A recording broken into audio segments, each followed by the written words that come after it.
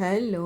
ఇప్పుడు నేను గుమ్మడికాయ పులుసు ప్రిపేర్ చేస్తున్నాను. ఫస్ట్ గుమ్మడికాయని మంచిగా పీల్ చేసేసి లోపల గింజలు తీసేసి ముక్కలుగా పెద్ద పెద్ద ముక్కలుగా కట్ చేసుకొని పక్కన పెట్టుకున్నాను.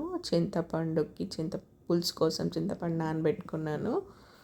ఇప్పుడు పాన్ తీసేసుకొని ఆయిల్ వేసి ఆయిల్ వేడెక్కిన తర్వాత పులుసు అంటేనే ఫస్ట్ మెంతులు వేసుకోవాలి. మెంతులు, ఆవాలు, జీలకర్ర, ఉల్లిపాయలు, నిలువుగా కట్ చేసుకున్న ఉల్లిపాయలు, కరివేపాకు, కొద్దిగా ఉప్పు, ఇంగువ వేసేసుకొని మంచిగా కలిపేసుకోవాలి. పులుపు చేసుకున్న ఇంగువ కంపల్సరీ వేసుకోవాలి వంటలో, అప్పుడు మంచి టేస్టీ వస్తుంది.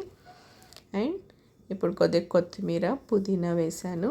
ఇవన్నీ మంచిగా ఫ్రై అయిన తర్వాత కొద్దిగా పసుపు, ఉప్పు కూడా వేసేసుకుంటే ఏంటంటే ఆనియన్స్ త్వరగా మగ్గుతాయి. అవి వేసేసుకొని మంచిగా ఫ్రై చేసుకున్న తర్వాత అల్లం వెల్లుల్లి పేస్ట్ ఒక స్పూన్ వేసేసుకున్నాను.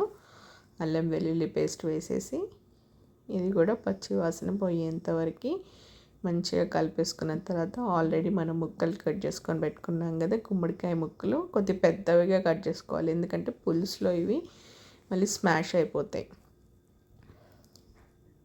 ముక్కలు వేసేసుకొని ముక్కలు మంచి నూనెలో తాలింపులో మగ్గిపోయిన తర్వాత కారం, ధనియాల పొడి, జీలకర్ర మెంతుల పొడి, కొద్దిగా మిరియాల పొడి వేసేసుకొని ముక్కలకి మంచిగా పట్టేలాగా కలిపేసుకోవాలి.